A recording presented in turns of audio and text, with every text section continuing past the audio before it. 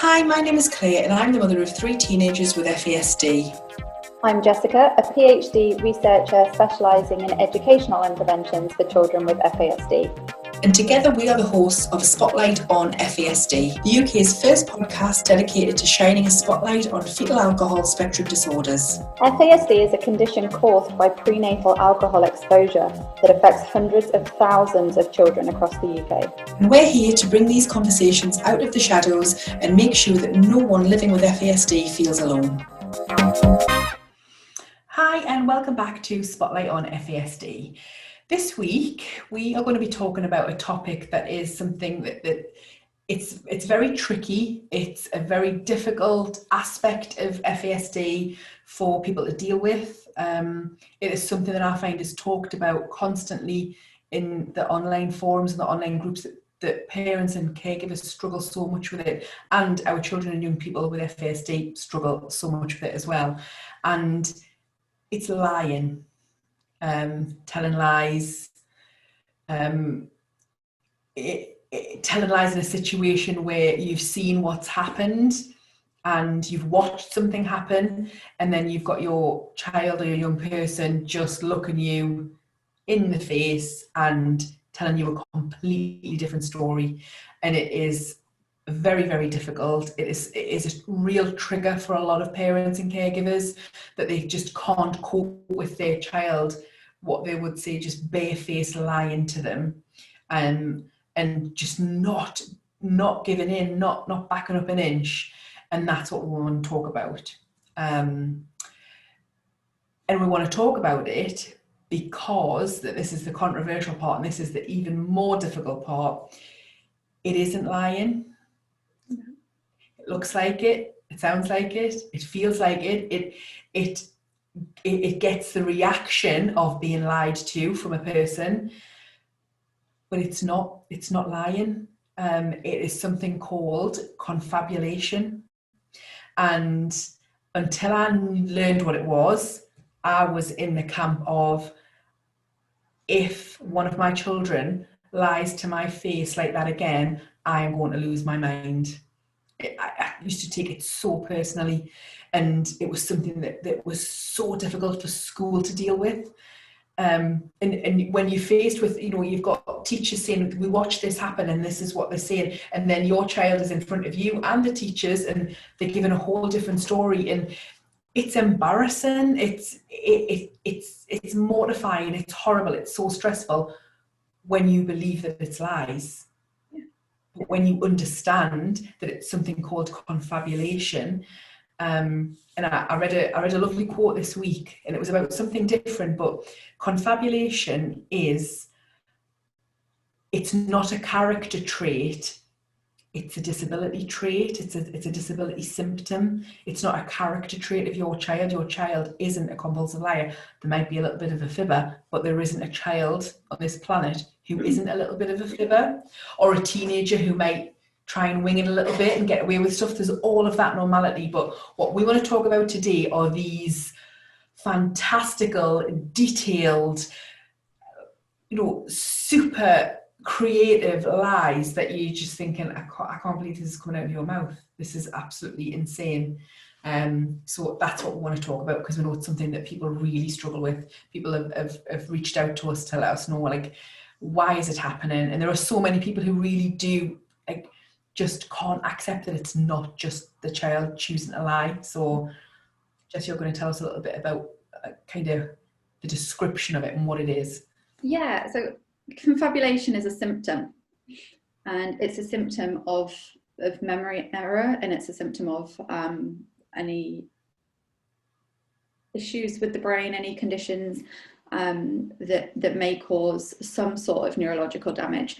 So it's really common with people who have dementia, Alzheimer's, amnesia, all that kind of thing, which many of us will be more familiar with. So if any of us can think of an elderly person that we have in our lives, or somebody that we've known who has unfortunately suffered from dementia or Alzheimer's, many of us have that experience or some awareness or some degree of knowledge of them saying things that we know for a fact aren't true.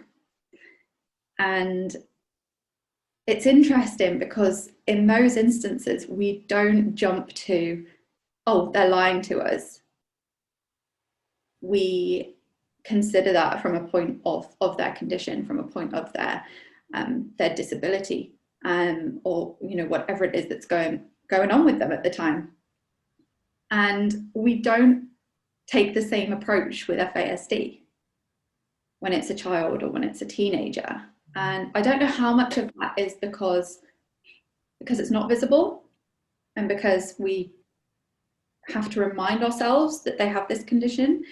Whereas with somebody who's who's elderly and has been suffering from dementia, it's much more apparent. It's better known. But even with things like, there's different medications and everything. I always remember my great grandma having water infections and talking about guns and things, and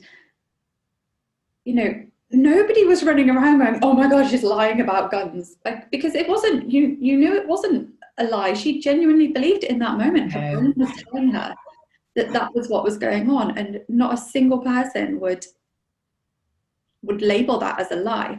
So confabulation is a symptom of memory, where there's an issue with the memory retrieval, there's an issue with the coding, something's not quite right with the memory, and therefore the brain fills in the gaps with stories, with fantasy, with other memories, with anything at all. And these can be really, really, really detailed. Or not, but as Claire just said, they can be really in-depth and hard to consider that it's not a lie when you're standing there and somebody's saying something to you. You're like, but I just watched it happen, and what you're telling me is impossible in the world of science. It sounds you want to say like, yeah, you're being ridiculous. What you're saying is ridiculous. That's, as a human, and there's nothing wrong with having that reaction, like, are you kidding me? This is ridiculous what's coming out of your mouth. But I'd never thought about it, because I know that my eldest son often compares, certainly when he was younger, and he didn't, when we were just finding out about his diagnosis, so I didn't have the knowledge that I have now. He said, when he realised that one of the problems that he had was down to his FASD, he was so relieved, because he said he kept thinking he had dementia. So he has more than once compared what happens with his brain difference to feeling like he's got dementia, of what his idea of dementia is, watching his great nana kind of deteriorate with that. And it's just made me think of, and this is the stark difference, and this is the shift in attitude that we need to bring about. So I have just gone down a lovely little trip down memory lane of my granddad Tommy, and some of the stories, and he lived just over the wall from a graveyard, and he would be telling stories, and we'd be jumping over the wall, and he would have his gun, and he was getting them, and he would tell me these all in-depth detail of all of these stories. And I would see my mum or one of my brothers and sisters and go, oh, I've had such a story of them. And it was, we knew that as he was getting older, that's what was happening in his mind and his brain. We knew that was a symptom. At no point did anyone ever go, that's ridiculous what he's saying, that he's been fighting Germans in the graveyard, because that's what he would be coming out with. That's absolutely ridiculous. He's lying and I'm not having it. No one was going to do that, because he was in his 90s and we knew what was going on. And it was, and also when he was in the thick of it, sometimes my nana maybe didn't have as much tolerance and she might snap them. But when he was in the thick of it, none of us would go, you're lying. Why are you saying that? We would actually engage with him, and we would, and then what happened? Well, you did a good job there, and let's make a cup of tea. That's what would happen. And that just made me think of, this is, we don't want to encourage, we don't want to make our children reliant on using these kind because it's like a survival. It's like survival that, you know, I think quite often when you think about education, when you think about the situations that it'll happen in, there'll often be high stress situations. Sometimes it might just be this fantastical story out of nowhere, and certainly a lot of younger children do. It's imagination and they're coming up with things, but a lot of the times confabulation will happen under pressure, high stressful situation, and predominantly, well, a lot of that will happen in school. So if you taken the knowledge that I have about trauma, you could argue that FASD and trauma have to exist together, that you can't really have one without the other, because having FASD has been a trauma to the development of your brain, so it's there. But when a child is dealing with trauma, developmental trauma, and they've got FASD and they're in a school environment, there are so many things going on inside of their brain that are making them, they're incapable of accessing the right pieces of information at the right time. It's biology, it is fact. It isn't anyone's opinion, it's what happens to the brain and the lower part of the brain, and there's all the science around it. But in essence, if you think of, when it comes to trauma, I always think of there's like this big filing cabinet, and you kind of pull these memories out, because what you'll often find is that you'll be able to pull truth out of loads of aspects of confabulation, because some of these things might have happened 3 years ago or 2 months ago to someone else or on a television program. So they've kind of ingested it, it's happened, they've been aware of these things happening, and it's all muddled up in the wrong place inside of their brain. And certainly when they're under duress or under stress, so like the classic, in the school playground, an incident has happened that the dinner ladies have witnessed, and they've fed it back to the teachers, and lunchtime's finished and everyone's lined up in front of them. What did you do that for? Why did you do it? They genuinely don't know why they've just done whatever it was they've done. They genuinely don't know. So they keep asking why. It's just, when it comes to FASD, never ask a question you already know the answer to. It's unnecessary.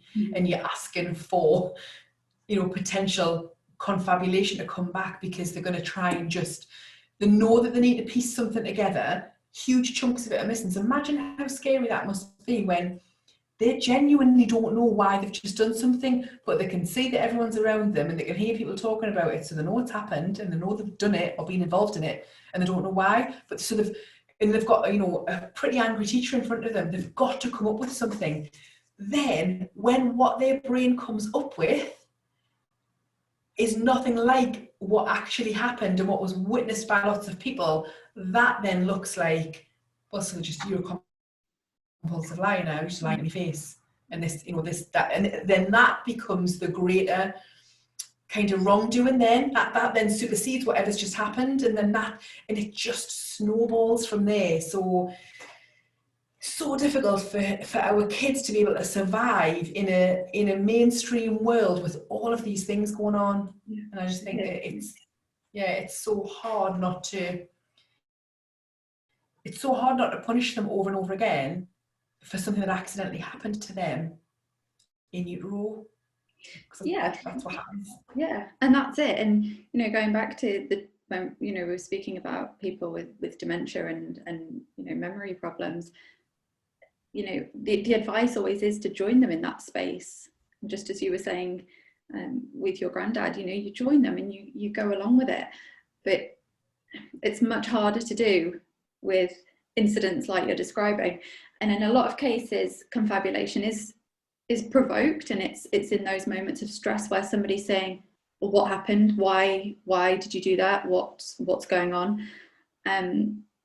It can be spontaneous as well, which I like to think is more imagination. I don't know if this is scientifically true at all, but I like to think of that more as imagination and just their brains working through, all these things that they've witnessed and seen on television and all these memories that they've brought together.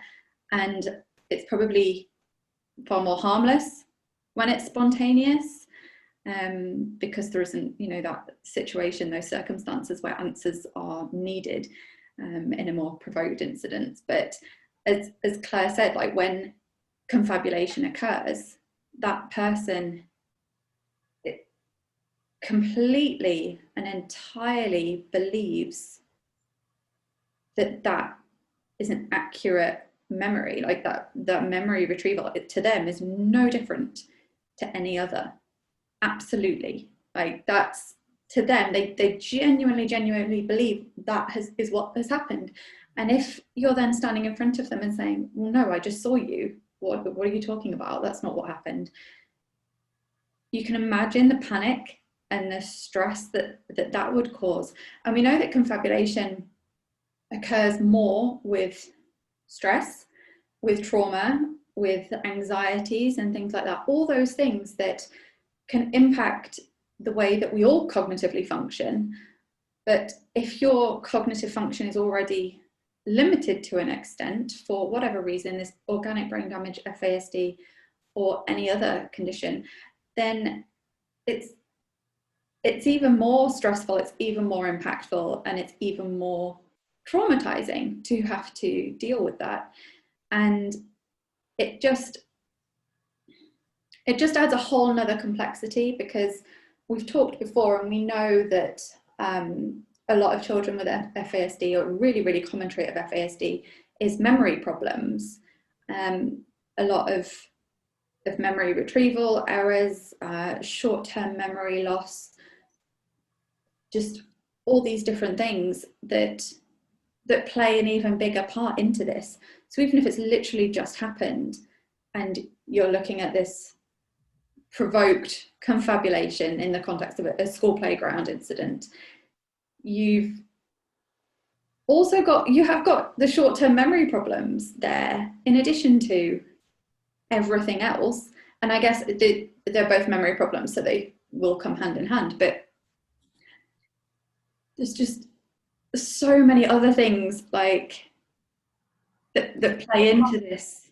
So complex, and that's why one of the, like, I couldn't stress enough to teachers, to parents, to caregivers, to anyone, don't ever ask an unnecessary question of a child or a young person with FASD when you know the answer to it, you know, and that would be quite a normal parenting technique for a neurotypical child. So like, okay, you'd be thinking, I'm going to give you the benefit of the doubt, and I'm just going to ask you what happened. You know, that's what you think it is. That's your rationale behind doing it. I'm going to give you an opportunity to tell me what happened, even though you know it did. So that's a totally different situation when we're dealing with this kind of brain injury, and if we're potentially dealing with trauma as well. If you already know what's happened, you are inviting, you are potentially just triggering confabulation if you are adamant that you are going to have that child tell you why or what or how. When you know those things, it's just so unnecessary. But it is a standard, basic parenting. It's like a normal parenting response to a situation, and that's why you've got to flip. If you do flip parenting on its head, you will find you have an easier journey with FASD. But it's hard. It's so bloody hard to do that when your instinct, if you've been triggered by whatever's happened, you want to know why, how, you know, and you want to hear it from them. You know, you kind of want to hold them to account. That's your natural response, and it's not that you are going to let your children off with anything that they've done that they shouldn't be doing. There's always going to be a natural consequence. There's always going to be a consequence, but you just can't deal with things in the normal order or sequence. When it comes to FASD, you can't deal with situations. And if you do, I mean, you can, it's entirely up to you. You can deal with things in the normal neurotypical sequencing of ways, and you're going to have a bit of a situation on your hands. So you can, if you want to avoid that, you have to regulate yourself, de-escalate yourself, and think, right, I know what happened. I know that if I push him now, I'm just going to get a whole load of lies, which is confabulation. But everybody, you know, that's how people would describe it, because when you are on the receiving end of it, that is what it sounds like. That's what it looks like. Like, this isn't the truth, so that means it's a lie. But there's a medical reason behind it. So if you push for that, that's what you're going to get, and then you're going to escalate everybody, including yourself. And this is something that this has been my mantra this week, to myself all the time, at like 2, at 3, at 4, at 5 o'clock in the morning. An escalated adult cannot de-escalate an escalated child. Can't happen. It's impossible. So your biggest priority is to keep yourself de-escalated. And I know that I've spoken to so many people who get so upset about being lied to, and you know, and it's probably a trigger from a lot of other incidents in their own lives. There might be situations where they've been lied to, and that's a real trigger for them. And to think that their child is just actively choosing to lie to them, and just to try and, I think it's like any aspect of this, of FASD, when you stop taking things personally, which again is a superhuman ask. Mm-hmm. But if you are able to do that, like it's like I can only describe my journey of it as like scaling a mountain with 3 kids hanging off us as well, with no equipment, like in a blizzard. And an avalanche.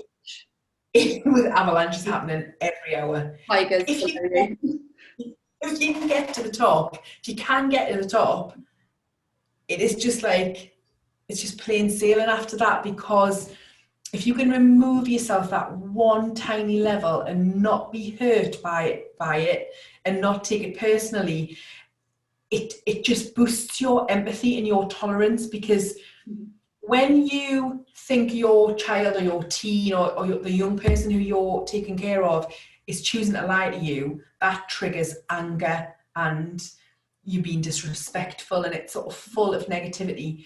When you are in the headspace of this little boy or little girl or teenager is having to frantically try and piece together a story to tell me because they're living with a brain injury,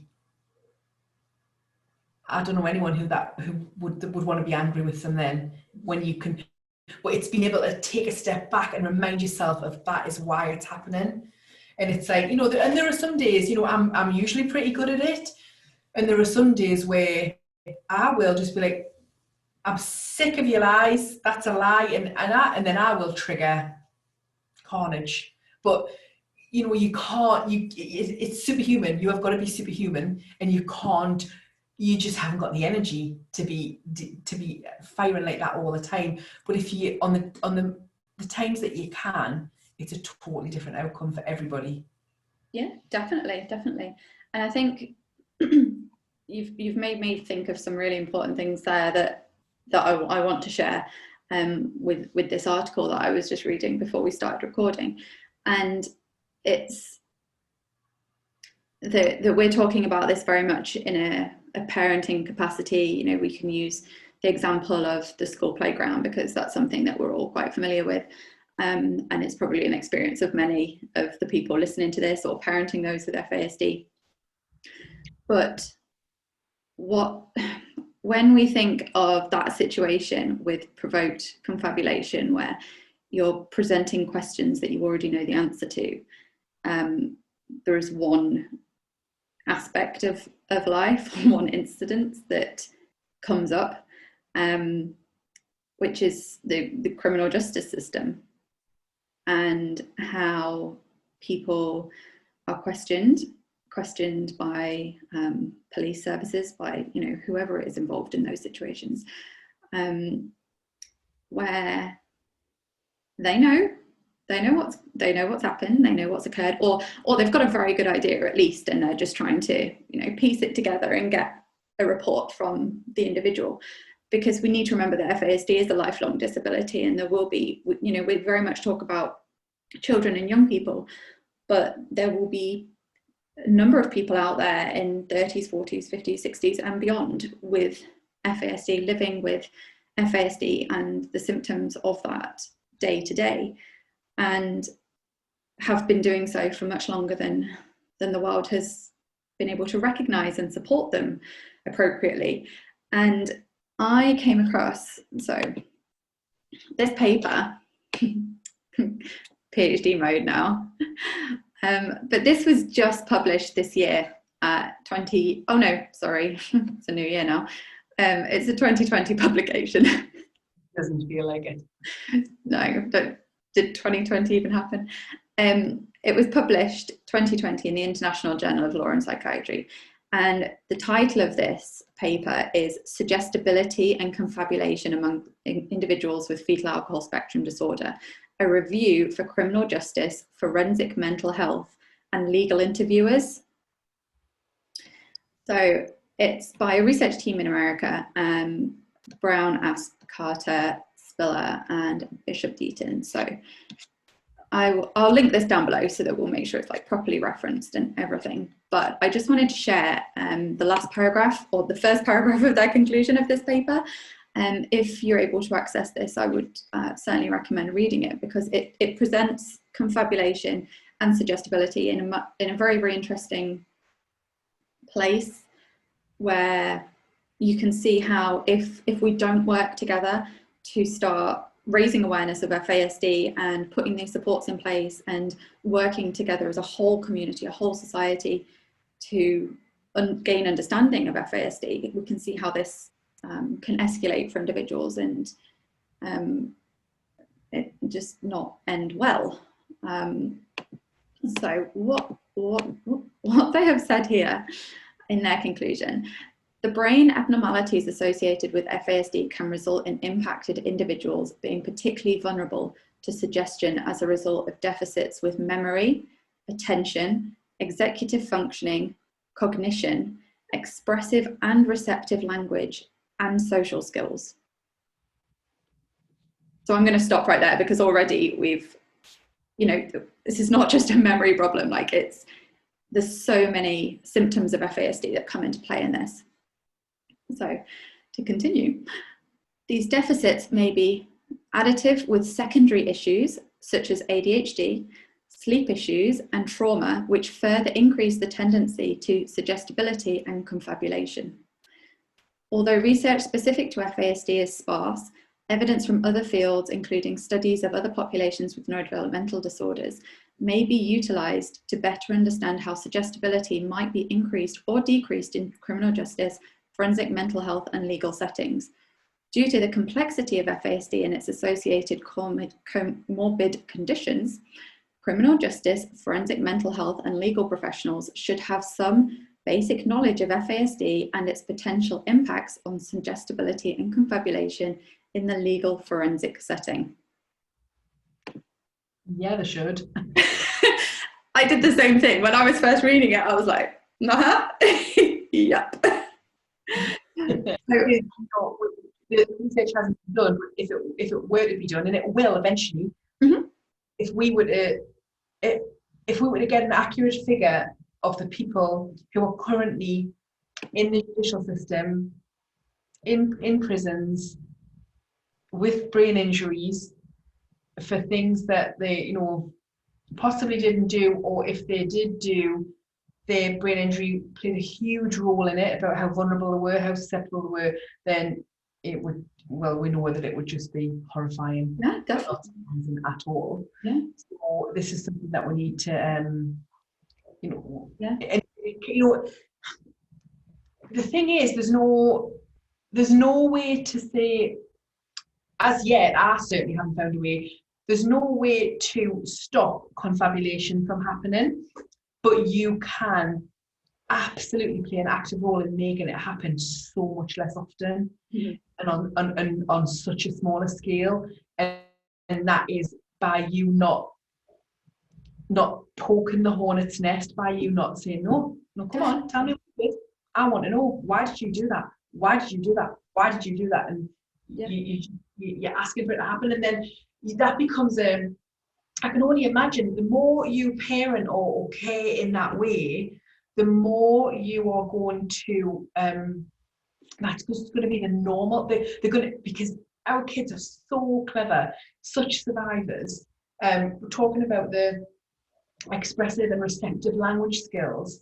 I've had an experience this week with one of my children in an assessment where I had to, you know, we did the first half a couple of weeks ago. I had to stop it halfway through because it was becoming apparent to me that this is absolutely not fit for purpose for a child with FASD, because one part of the assessment, there was 6 sentences of verbal instruction. And when you have FASD, when it comes to what you are verbally, you know, so audibly taken in, somebody is verbally given to you, you're picking up about every third word. So you're piecing it all together, and then you've got to piece it all together. And that's why in a classroom, it's like, you let us look around and think, I think I know what I'm doing. And does everyone know what you're doing? Yeah. Yeah, I'm going to do. So just not going to do. And then if you get picked out by a teacher, why haven't you started that? That's when, and my son's told me this before, that's when I think, I'm just going to kick the bin now. Because kicking the bin used to get him out of the classroom. Yeah. Because he couldn't explain. He didn't know. He couldn't say, I only pick up every third word of what you say, miss. So I don't know actually what you said. And I'm too embarrassed in front of all of my teenage friends to say, I only pick up every third word because I've got a brain injury, even though I look like everybody else around us. Mm-hmm. And it's just so complicated. And I think that it was really, really steep learning curve for me, this assessment that I did with my daughter, because driving home from it, she was exhausted, she was really quite upset. To show her what she had been up against, I told her a story, and it was really difficult to do audibly, but I told her a story and I only said every third word. Like I tried to tell a story in a way that her brain would likely be processing it. Yeah. And she thought it was hilarious. It sounded just absolute gobbledygook, but what I was trying to point out to her was how clever she actually is. Yeah. Because she survives. Her brain is able to piece together all the time. And I think the more we parent in a disciplinary way, and no, I want to get to the bottom of this, why I've just watched you do this and I want to know why, the better we are equipping them to do that, because their brains are already so clever at survival that, you know, so we could probably, and we can say this because there's so little research on FASD, we're like, actually, we think this is a fact. Like, I probably think it is a fact that you can get better and better and better at confabulation the more you do it, and the more often you push into it, and the more high pressure of the situation you do it in. So yeah, you can't stop it, but you can definitely play a role, I believe, as a parent, in making it happen less often and making it less deep. And everybody else as well. I mean, this paper goes on, like, I won't read the whole conclusion, but the paper goes on to say that anybody in the criminal justice system, or, you know, all the other areas that they discussed, needs to be first assessed for FASD, because it highlights that there is no like physical signs of FASD whatsoever. The staff need to have an awareness of FASD. If anything at all is suspected, there needs to be an assessment, and beyond the assessment, everybody who is then involved with that individual needs to adapt everything that they do to meet the needs. And it's exactly the same as Claire says, that goes for teachers, for parents. Everybody needs to be adapting what they do, because it's a brain injury. And as we started this podcast, you know, we go right back to the start. When we think about elderly relatives with dementia, what do? We adapt, and we nod along, and we want to make it easier for them, and we want to care for them, and we want to nurture them.